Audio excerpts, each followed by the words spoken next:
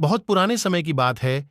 एक जंगल में एक खरगोश और उसका परिवार निवास करते थे। जंगल में अन्य बड़े जानवर भी रहते थे। खरगोश और उनका परिवार हमेशा यह डर में रहते थे कि कहीं कोई जानवर आकर उन्हें कुछ नुकसान न पहुंचा दे।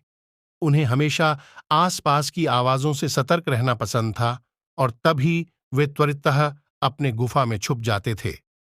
खरगोश इस परिस्थिति एक दिन एक बड़ा घोड़ों का समूह उनके बिल के पास से गुजर रहा था। घोड़ों की आवाज सुनकर सभी खरगोश डर से चौंक गए और वे बिल के अंदर छुप गए।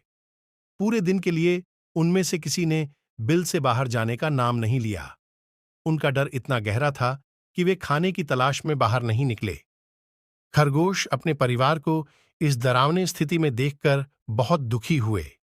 उन्होंने भगवान से कहा, हे भगवान, आपने हमें इतना कमजोर क्यों बनाया है?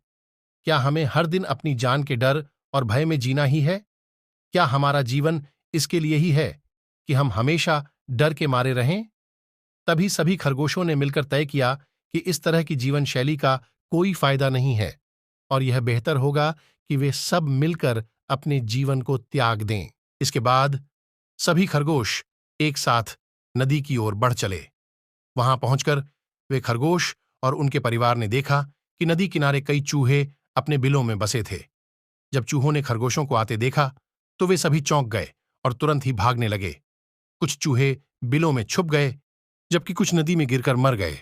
चूहों के बीच में हड़बड़ी और उथल-पुथल थी। यह दृश्य देखकर खरगोश बहुत हैरान हुए।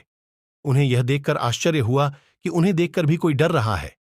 अब तक वे सोचते थे कि वे सबसे कमजोर और भयभीत प्राणी हैं और भगवान को दोष देते थे।